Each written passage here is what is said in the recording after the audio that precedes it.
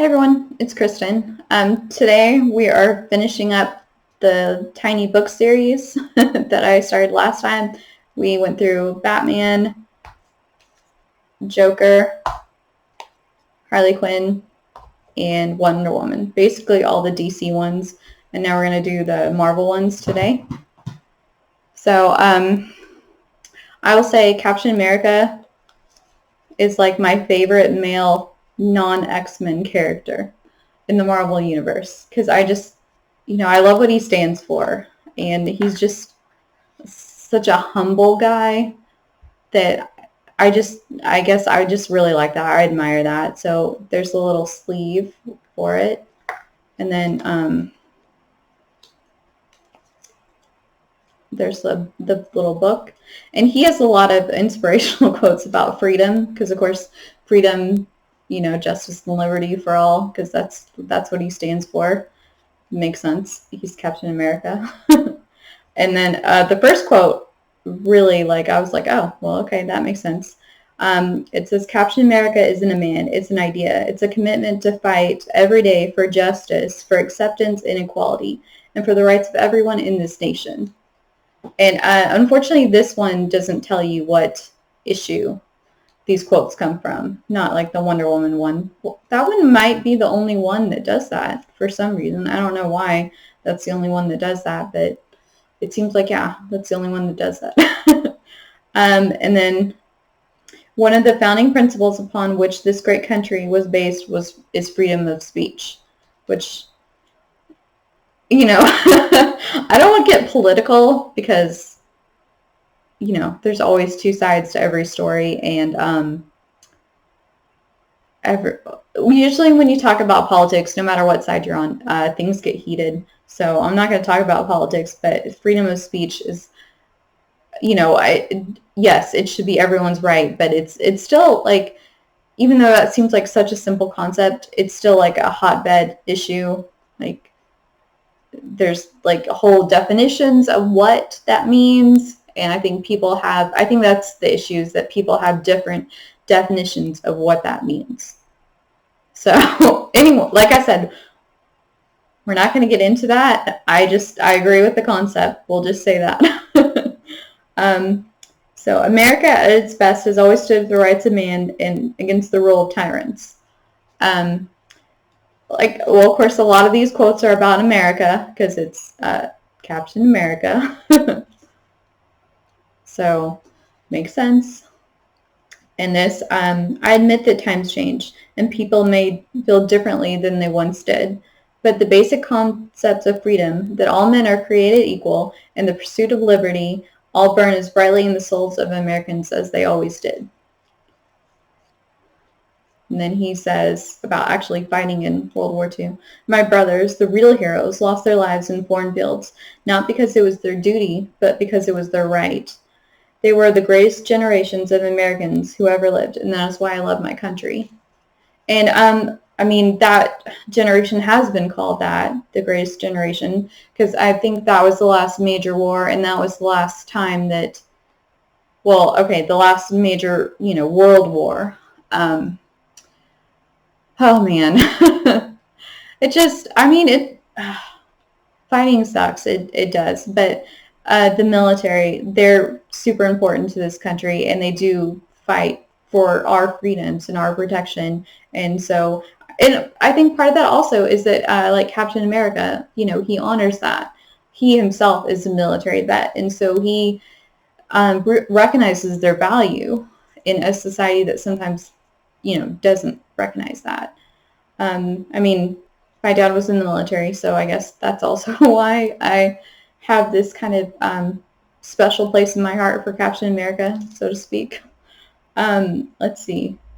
When the mob and the press and the whole world tell you to move, your job is to plant yourself like a tree beside the river of truth and tell the whole world, no, you move. And this reminds me of my high school salutatorian speech, where there was a ship that came into the harbor on a really dark and stormy night, and they were talking to the lighthouse, but they didn't know they were talking to the lighthouse and saying, hey, I'm at this, you need to move. And the lighthouse was saying, no, this is where I am. You need to move because otherwise you're going to run into the rocks. And the boat kept saying, you need to move. And they didn't realize that the lighthouse, was the lighthouse. It's the fixed point. And sometimes you have to go back to that fixed point or that firm truth and remind people that, hey, that exists. That is, sacred, so to speak, and that you can't move that. You need to, move around it. Sorry, I don't mean to get all political. I really don't. Captain America, it sparks, that in me, I guess, because it's Captain America. I did not tell that lighthouse story very well. It's been a while since that speech, so I don't remember it exactly how it was. Anyway, but that's what it reminds me of. Okay, it says, be proud of your heritage, but never let that pride make you forget who you are beneath it all. We are all human beings who have the same wants, same needs, and deserve the same dignity and respect. Which, yes, I agree with that. We must all live in the real world, and sometimes that world can be pretty grim. Yes, especially lately, it seems. Well, the past couple years with COVID and just everything that's been happening. And do you guys remember the murder hornets? They were only mentioned for like 5 minutes, but yeah, that was like, for that time, scary and, just, oh goodness, just craziness. I wonder what people looking back on these couple years will say, like, when they look through the history books, like, what is it going to say about these couple years? It's going to be crazy, I'm sure. And people are going to look back on it and be like, what? I don't understand. What's going on? Oh, goodness. Okay, sorry. I lost my train of thought right in the middle of the quote. We must all live in the real world, and sometimes that world can be pretty grim, but it is the dream, the hope, that makes the reality worth living. Remember always that Captain America fought for the American dream, a dream that promised liberty and justice for all. And then this one, some folks misunderstand me. They think I represent the American government. I don't. I represent the American dream, the notion that human beings should have the opportunity to better their lives and attain their noblest aspirations. And that's why, like, during Civil War, when, like, Iron Man sided with the government saying, hey, you need to register, Captain America went to the other side and said no, because he didn't think that the government should have control over super beings. He didn't think that they should have that much power, for one, and he didn't think that it was right for them to control, basically, the super beings. Dreams will always stir more souls than nightmares. And I just thought that was a very pretty way to put it, that we hold on to our dreams more than we hold on to our nightmares. Of course, nightmares exist, but we're always, like, we're America. We're always trying to rise above things. And you hear so many people that have risen above their circumstances and turned out to be like these amazing people. Like you would think, holy cow, how did you do that? How did you get past what you went through? And that's just what it made me think of. And he says, the color of a man's skin has never made one person better than the other. Which, that's true also. Just, like, okay, like for the Falcon and the Winter Soldier, I really thought that was going to be about Sam, like, taking up the mantle of Captain America, since, Steve gave him the shield. But he would have been a much better Captain America than, what happened. Which, ironically, I think that's one of the few times that Captain America has ever like killed somebody. He killed crap, I forgot his name, but he's the vampire, so he used the shield to cut off his head. It wasn't Dracula or anything. It was like crap. I apologize. I can't remember his name. I'll look that up and I'll tell you next time. But that's the only time like I've ever, and it just struck me that I don't know if the writers of the show knew that, but that was like total, parallel to the comic books right there. Of course, Captain America did it because, there was no other way, apparently. So that's not like one of my favorite Captain America moments to talk about because that makes me feel a little like, oh, so we won't linger on that. But just anyway, I thought Sam was going to become Captain America, and I thought, cool, we're going to have this mini series where Sam's Captain America, but unfortunately that didn't happen. And so hopefully like in the next season, or maybe they'll do a movie where he is, because that would be awesome. I would really like to see that. Let's see. I've always believed that all you need is one man to make a difference, to stand up when others are told to sit down, to speak loudly for those who have no voice, and to fight the good fight. It only takes one to rise for others to follow. And like that, that is Captain America. He is definitely a leader. Like he is a symbol of hope. Compassion can come from anywhere and everywhere, anywhere and anyone. And like we were talking about earlier, just that whole, just a simple act of kindness can really make someone's day, can brighten their day. It can have a lasting impact on them. It can, like I remember one day at work when this little girl walked past me, and, I don't like have the best self-esteem, but this little girl walked by with her mom, and no lie, I remember it to this day, and she's like tugging on her mom's hand, and she's like, Mommy, she's so pretty. She looks like a superhero. And I was like, oh my gosh, that's like the best compliment I have ever received, ever. So, I mean, it like that stayed with me this whole time because that like had such a big impact on me. For this little girl who I don't even know to say that about me, I was just, wow, yeah, I was very touched. And like I said, I remember it to this day, so obviously it meant a lot to me. So that's what I mean. Just things like that can just stay with you your whole life. And so just try to be nicer, when you can, because obviously the past couple years, everyone's been struggling. It's been hard on everyone. So just try to be nicer to everyone you meet. Just spread a little kindness if you can. Well, you should. Not if you can, you should.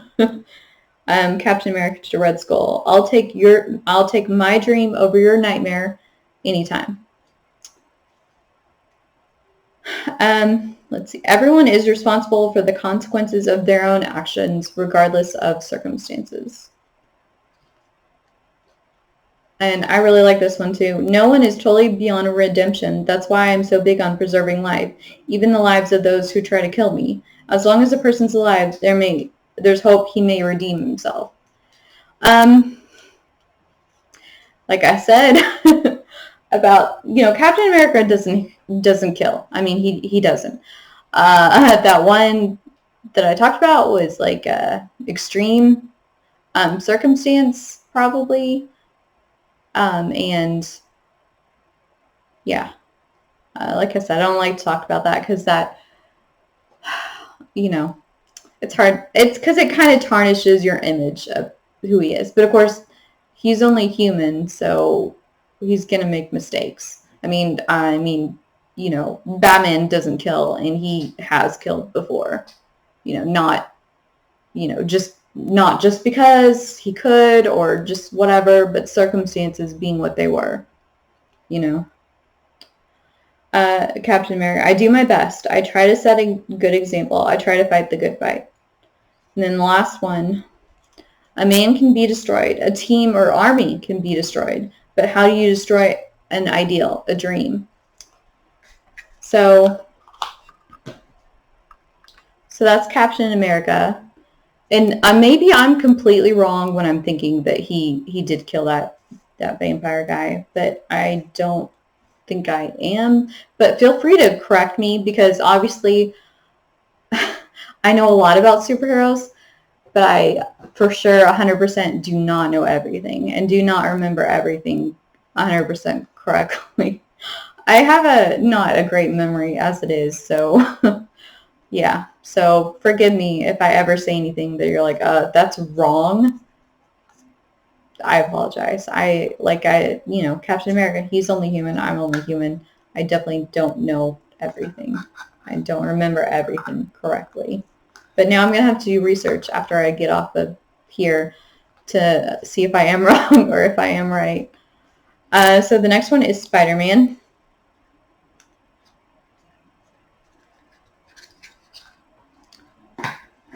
And this one, of course, okay, I know you all can quote this with me by heart. What is his most famous quote? With great power comes great responsibility. And that's mostly what's in here, is talk about responsibility. So, of course, that's like one of the very first quotes in here, that his Uncle Ben taught him that. So, I mean, mostly it's all about him being responsible. And Aunt May said, there's power in every moment, a chance for happiness if you look for it. It's every person's responsibility to find those moments and cherish them.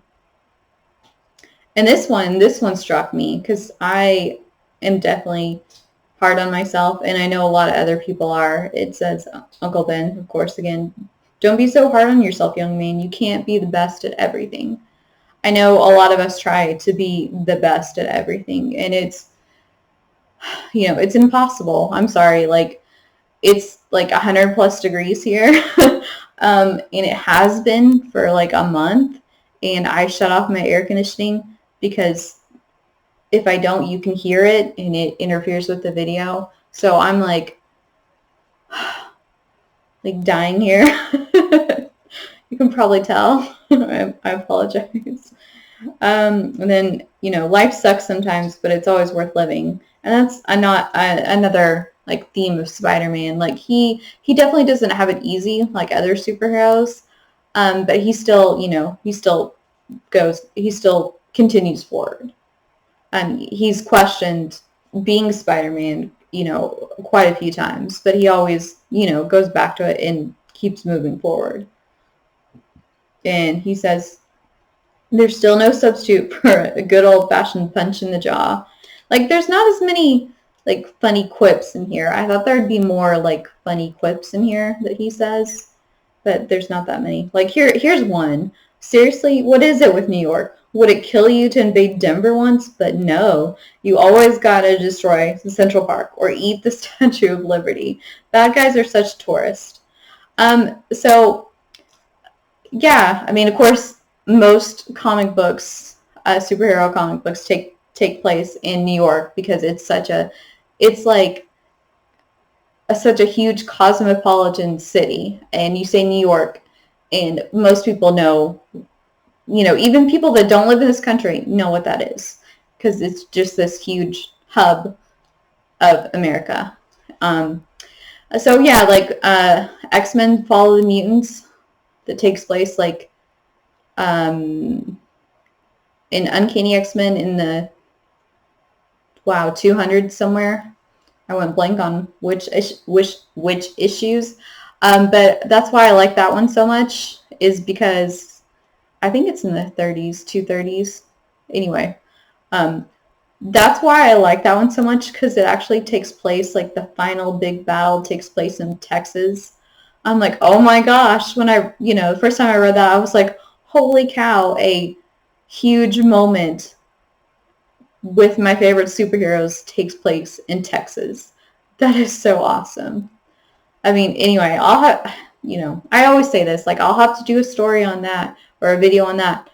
I will, but I just, I just keep thinking of other things and just keep putting that off. But yeah, that's why I enjoy that story so much, is because it takes place in Texas. Really hardly any other superhero story, comic book, whatever, takes place here. Let's see. Okay, sometimes we shrug things off, call them monsters, but sometimes monsters are just people who've been hurt and ignored for too long. And that kind of relates to bullies, I think, is that there's a quote in here by Spider-Man that said, you know,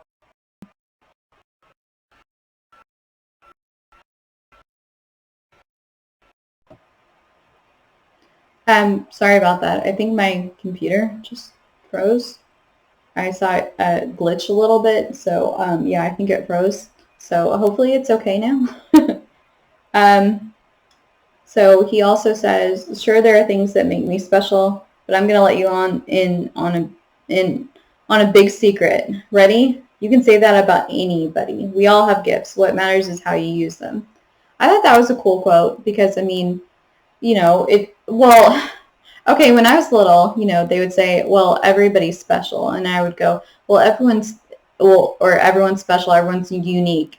And I would think, well, if everyone's special and unique, then no one's special. That's how I thought when I was little. But I mean, it's true that everyone has different gifts, different abilities, and you just need to figure out what yours are. I still don't know what mine is. I mean, sometimes it takes longer to figure that out, and you just, use them to the best of your abilities. And Dr. Strange actually says this: the greatest gift we can receive is to have the chance just once in our lives to make a difference. And like I said, Spider-Man is all about, protecting this neighborhood, responsibility, making a difference in people's lives. And of course, the famous line that Mary Jane said, I know you guys all know that one too. Face it, Tiger, you just hit the jackpot. So, I mean, oh, and this one, Aunt May said, friendship, that's what matters most in the marriage. And I've heard that before. Like, if your marriage lasts for a long time, it's usually because you're best friends, which I think that's really cool.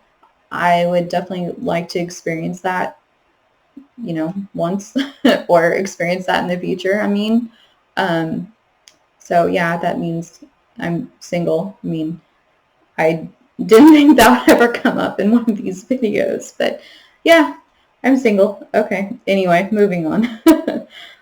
So Spider-Man says, a chance for all of us to work together, not to save the world, but to make a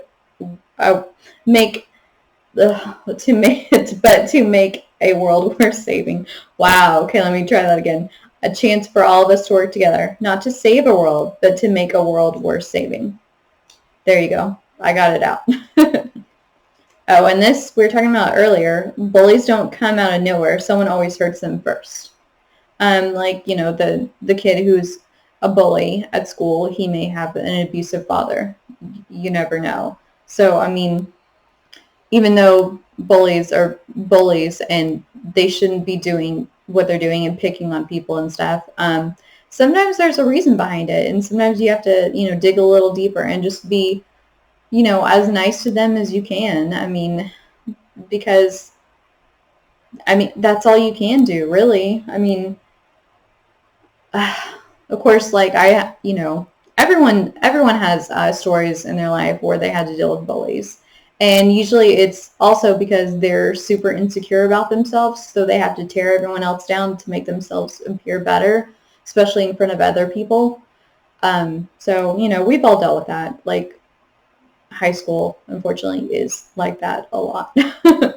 And that's probably what he's talking about, when Spider-Man used to get bullied in high school.